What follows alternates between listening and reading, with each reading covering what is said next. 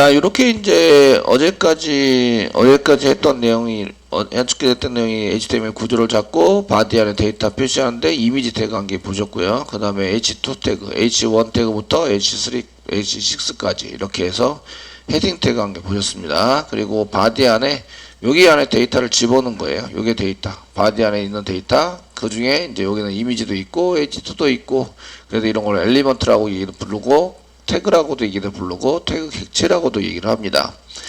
그 이유는 이제 여기에 변수 이제 선언하고 값을 집어넣죠. 실행되는 걸 집어넣어서 사용되는 것도 저희가 만들어서 쓸 수 있는데, 그런 이벤트 핸들러 해당되는 메소드처럼 동작을 할 수 있도록 하는 것을 만들어냈기 때문에 그런 걸 객체라고 얘기를 합니다.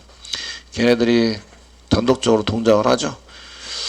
자, 교재에 보시면 UL 태그가 한 개 있네요. UL 태그가 있으시고, UL 태그가 있으시면 여기 이제 태그 리스트에서 W3 스쿨스 태그 리스트에서 UL 태그를 클릭을 했습니다. UL 태그를 입력을 했습니다. 그럼 UL 클릭해 보시면 UL 태그가 뭐다 이렇게 나오시고요. 언어도 순서가 없는 HTML 리스트를 나타낼 때 사용을 하고 있습니다. 이렇게 써가지고 사용됐고, 이제 대부분 다 지원할 모든 브라우저에 지원을 하고요. 그 안에 li 태그를 집어넣어야 됩니다. 리스트, 언어도 리스트 이런 뜻이고, 그 li 태그는 리스트 데이터를 집어넣을 때는 li 태그를 집어넣어서 사용을 하시게 됩니다. 그래서 저희가 이제 배우는 내용을 한번 써봅시다. 써가지고 쓰실 때는 이 안에 지금 탭키를 계속 누르고 제가 지금 작성을 하고 있는데요. 들여쓰기 UL 태그 안에 li 태그가 있습니다. li 태그, 리스트 태그가 있습니다. 이렇게 사용을 해보시면 되시고요. 리스트 안에다가 저희가 맨 처음에 배우는 게 자바를 배웠죠. 자바. 그러면 이제 슬래시 li 태그, 슬래시 꼭 스페이스에 쓰시고 슬래시 쓰시면 이게 닫힌 태그가 됩니다. 그래서 자동으로 완성을 시켜주시고요.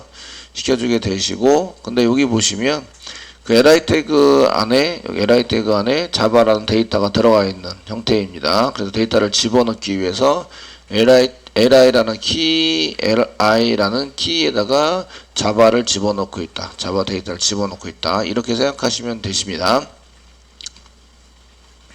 되시겠죠? 이렇게 쓰시면 되고, 그 다음에 저희가 li 태그를 이렇게 복사를 하셔가지고 이제 오라클을 배우셨고요.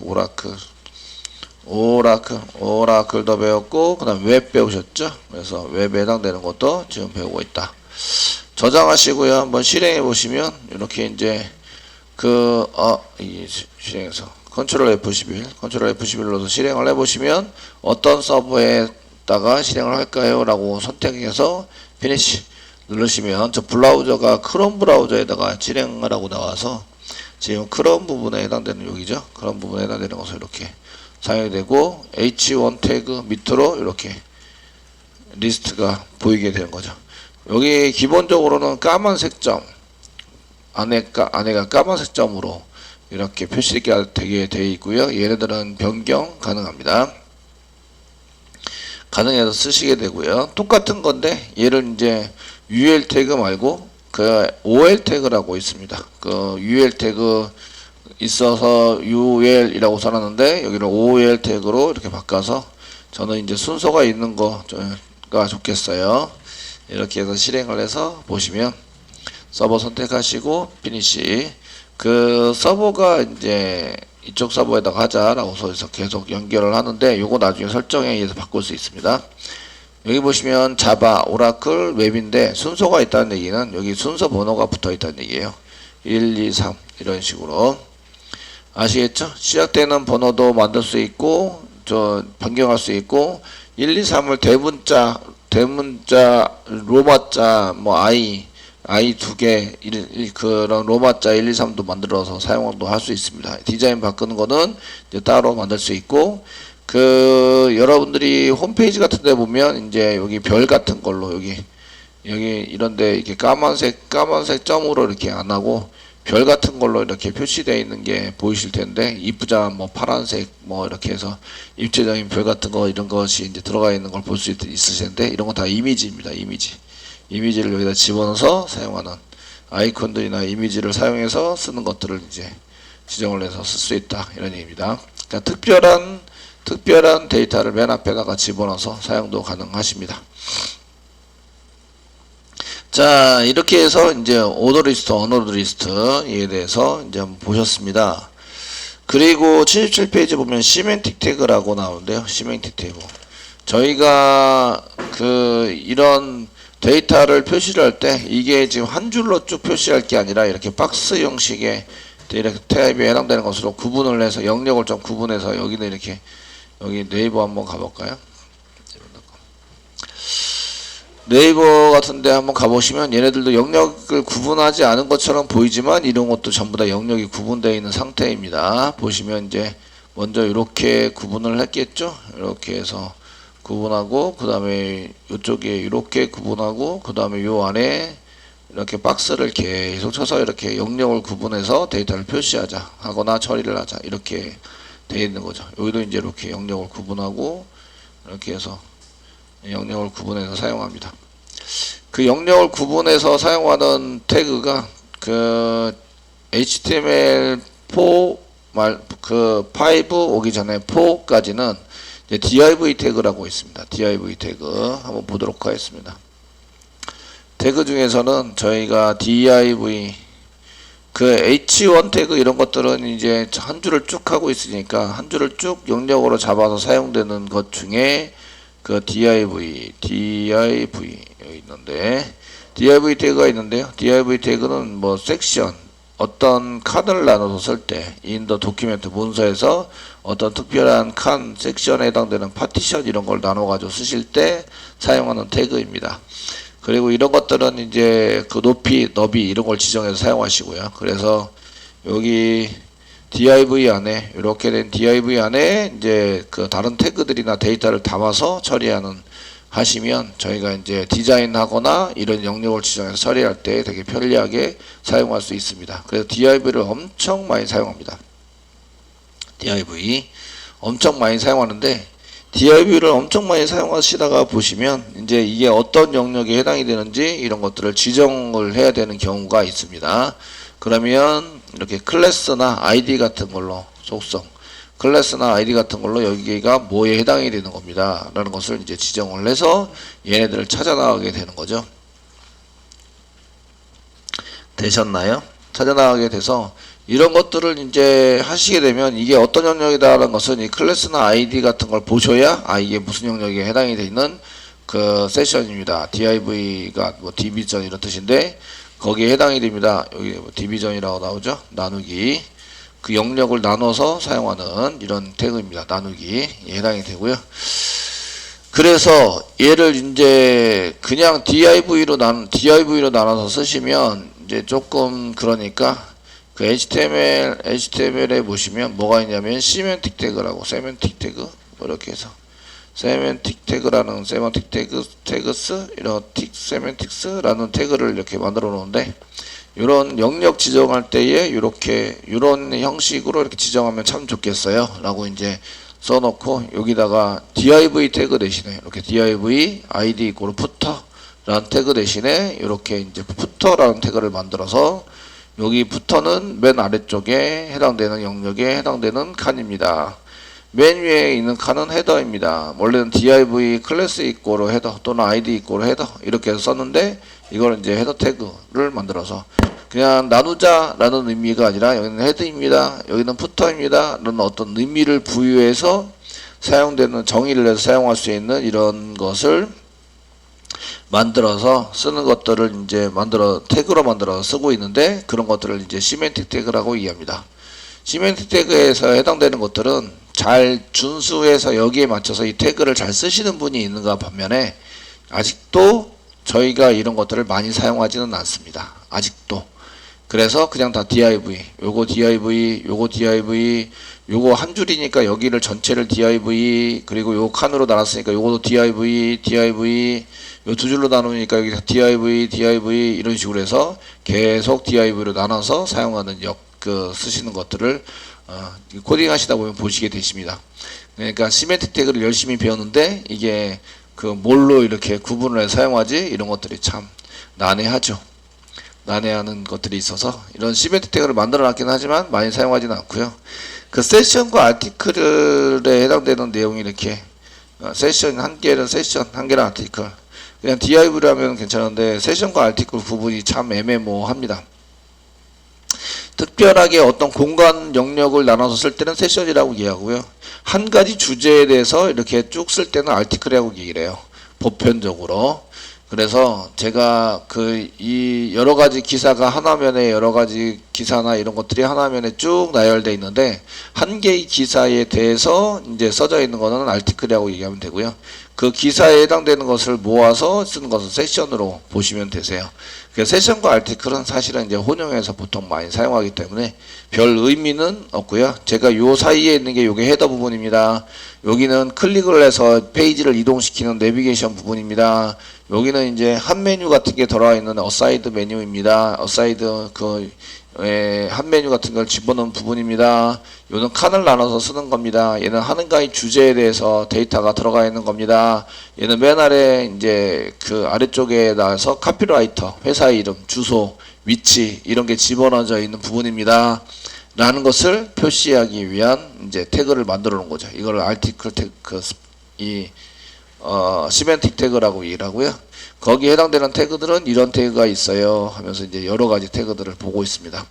그러니까 이거는 HTML5에서만 사용되는 태그들이고요. 여기에 이제 이건 시간입니다. 여기 어드레스, 주소, 아티클, 어드레스 뭐 이런 것도 만들어서 사용하고 있습니다. 이거 등등등 이제 태그들이 있으니까 이렇게 보시면서 여러 개 만들어져 있습니다. 이게 시멘틱 태그예요. 교재에서는 시멘틱에 대한 것에 대한 것이 이제 조금 간단하게 얘기가 됐는데 그 의미 전달을 확실하게 하기 위해서 이 태그 안에 있는 게 데이터잖아요. 태그 안에 있는 데이터니까 얘는 이제 헤드에 해당되는 데이터입니다. 요거는 이제 어사이드에 해당되는 데이터입니다. 이렇게 구분 의미 전달을 확실히 하기 위해서 만들어 놓은 태그다. 이게 이제 시멘틱 태그입니다. 이렇게 시멘틱 태그를 사용하셔도 좋고 그냥 div 이게 생각이 안 나면 그리고 쓰기가 애매하면 무조건 div 아시겠죠? 이해되시죠? div로 구분해서 사용을 해 주시면 된다 이런 얘기입니다. 자, 이렇게 해서 저희가 이제 태그 시멘틱 태그에 대해서 한번 이제 보셨고요. 지금 이제 또 많이 사용하시는 태그 중에서 하나가 그 div 태그도 한 개 보셨는데 div 한번 볼까요? 저희가 이렇게 쓰시고 div 한 개 만들어 볼게요. div 이렇게 쓰시고요. 요 div에다가 그냥 이제 웹장.com이라고 써볼게요. 웹장.com. 웹장.com이라고 쓰면 얘가 이제 뭔지 이 안에 있는 의미가 뭔지 그냥 div로만 파티션 묶어가지고 사용하시면 좀 의미 전달이 그러니까 이때 id나 클래스 같은 거를 집어넣는다 이거예요. id, 클래스 이렇게 집어넣어서 사용하는데 얘가 이제 푸터입니다. 푸터 또는 카피로 회사 이름이나 주소 같은 거를 집어넣기 위해서 사용되는 칸을 만들어 놓은 거예요. 뭐 이렇게 씁니다. 작성이 되시고요. 그 다음에 그 주석 여기 UL 태그나 이런 거 주석 안 달아드렸는데 코딩 하시면서 주석 많이 달으세요. 그 UL은 unorder list, order list입니다. 리스트 해당에 대해서 UL 이렇게 쓰고 있고요. unorder list 얘는 순서가 없으니까 전부 다 동그라미 점 이런 걸로 씁니다. 박스 뭐 순서가 없는 리스트를 총칭 쓰시고요. 실제적인 리스트 데이터는 li 태그로 사용을 합니다. 그래서 이제 저희가 그 리스트의 실제적인 데이터 리스트 태그이고요. 리스트의 실제적인 데이터를 이제 할 때의 리스트라고 얘기를 합니다. 얘 태그는 리스트 태그입니다. 리스트에 해당이 되는 거고 리스트의 실제적인 데이터를 집어넣을 때 li 태그를 쓰게 됩니다. 밑에 있는 OL은 order list라고 얘기를 하는 거죠. 순서가 있는 그래서 order list 순서가 있는 리스트다 이렇게 얘기를 하고요. 순서가 없는이 아니라 순서가 있는 리스트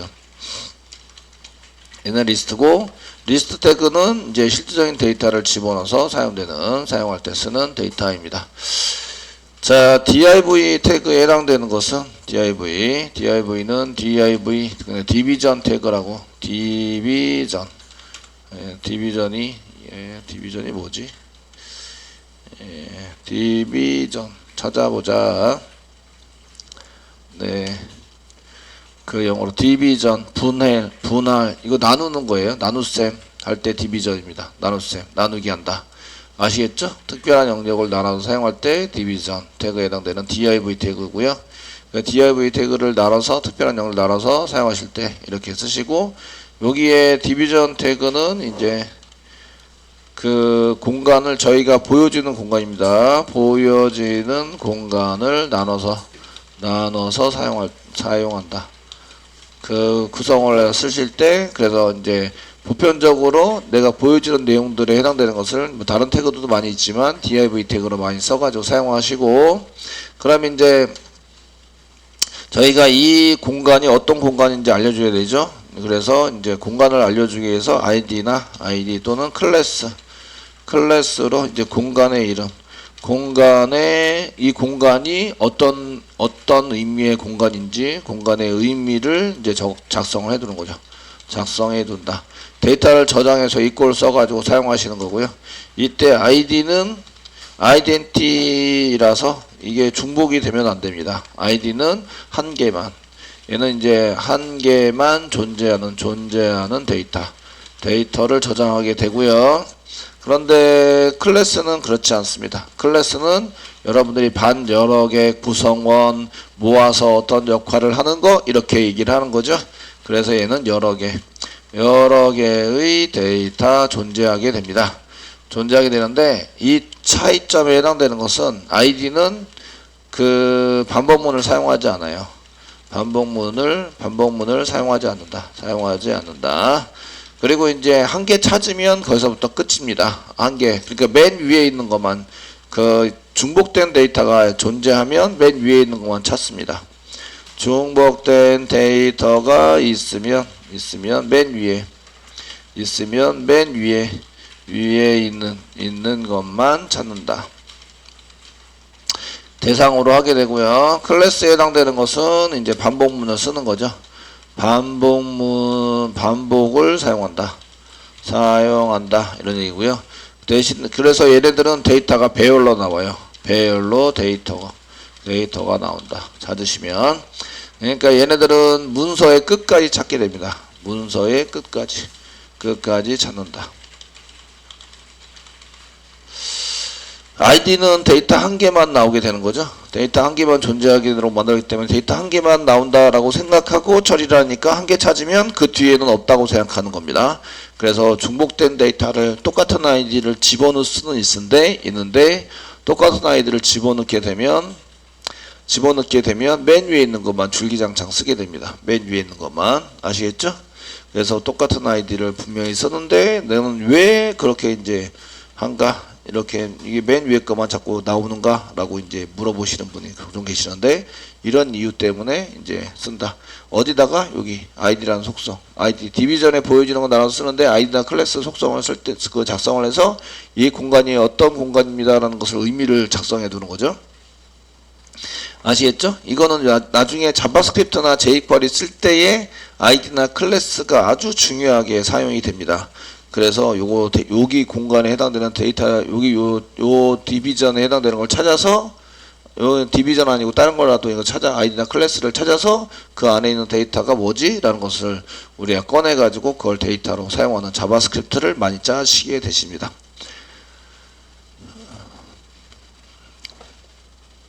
되시겠죠? 이렇게 쓰시고요.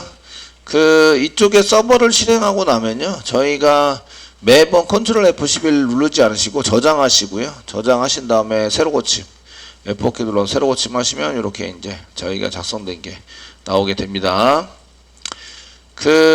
서버 쪽에 연결되어 있는 거 지금 계속 서버를 선택하는데 서버를 선택하기가 귀찮아요. 그렇게 되면 서버를 선택하지 않고 그냥 실행할 수 있도록 만드는 게 있습니다.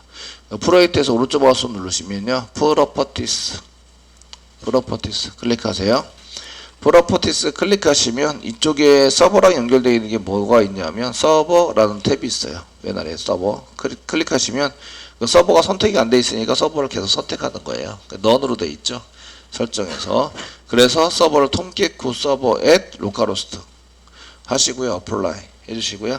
그리고 얘를 이제 실행하기 위한 타겟 런타임, 실행을 위해서 얘를 목표로 해서 지금 코딩하고 있어요. 고뇌하고 있으니까 타겟 런타임을 클릭하시면 이 아파치 톰캣 9가 지금 이제 포함이 되어 있죠. 체크되어 있습니다.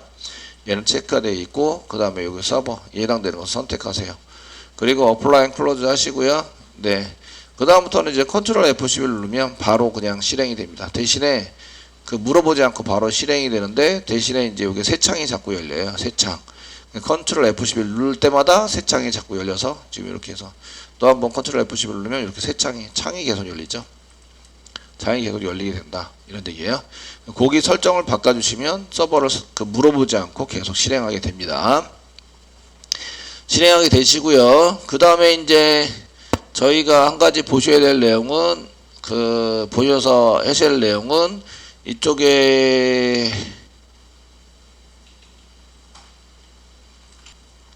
보셔야 할 내용은 저희가 이제 창 제목 같은데 이렇게 여기 창 제목인데요. 창이 열리면 창 제목이 insert title here 여기다가 이제 제목을 집어넣으세요. 이런 문자가 계속 뜨거든요.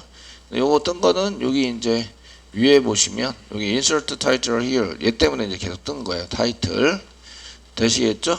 타이틀 얘 때문에 계속 뜨고 있다 이런 얘기입니다. 그래서 요 타이틀에 해당되는 것을 변경을 하면 저희가 이제 거기에 맞춰서 저희 창 제목을 이제 만들어서 써가지고 쓰실 수 있으시는데요. 거기에 이제 한번 고쳐서 한번 해보도록 하겠습니다. 타이틀, insert title here라고 하는 데다가 웹장이라고 이제 함께 쓰도록 하겠습니다. 저장하시고요. 저장하시고, 그다음 브라우저에 다시 오셔가지고 계속 창이 열리니까 새로 고침을 한번 하시면, 여기에 이제 웹장이라고 바뀌어 있는 거 보이시죠? 예, 탭의 제목을 이제 설정을 해서 웹장이라고 바꿔서 쓸 수 있다. 그게 타이틀입니다. 타이틀. 그래서 요거는 이제 브라우저에 창이 열리는데 타이틀에 해당되는 그 요 부분이 지금 이제 브라우저 창의 이름을 여기다 써주는 거죠. 제목. 창의 이름. 타이틀이니까 제목이라고 붙여주는 게 낫겠네요. 열려지는, 얘가 표시되는 창의 제목에 해당되는 것을 다 이제 지정을 해서 사용을 합니다. 따르게 쓰셔도 되는데, 이거를 이제 이렇게 사용해서 쓰시고요. 얘네들을 맨 처음에 계속 고치기가 귀찮으시면 템플릿 사용하셔도 돼요. 원래 있는 거 수정할 수 있으니까 저희가 뉴에서 예를 들어서 이제 src 밑에 메인 밑에 웹앱 밑에 여기다가 써야 되니까 지금 한 개 만들고 계속 우려먹고 있어요. 오른쪽 마우스 누르시고 뉴에서 저희가 이제 HTML이나 JSP 같은 거 만드실 때에 넥스트 한 개 눌러서 이제 템플릿 가셔가지고요. 여기서 수정을 해서 사용할 수 있어요. HTML5, HTML 태그. 템플릿 중에서 저희가 new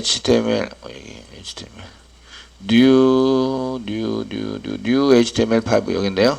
여기 안에 보시면 여기 insert title here 여기 써져 있는 거죠. 써져 있으니까 저희가 프로젝트 만들 때 계속 똑같은 이름으로 써야 한다. 그냥 웹장으로 써야 합니다. 여기다가 이제 그냥 계속 웹장으로 쓰도록 에디트 눌러서 수정을 할 수 있습니다. 에디트 누르시고 그 다음에 insert here에다가 웹장이라고 한글로 쓰셔도 되고 영어로 웹장이라고 쓰겠습니다. 웹장 쓰시고 OK 누르고 그 다음에 apply and close 하셔가지고 사용을 하시면요. 그 다음부터 HTML5에 해당되는 내용이 보시면 여기 웹장으로 이렇게 나오게 되는 거죠. 새로운 HTML 만드실 때 이렇게 이제 웹장으로 고쳐가지고 나오게 됩니다. 그래서 이런 템플릿을 많이 사용하시면 이제 편하게 쓸 수가 있으십니다.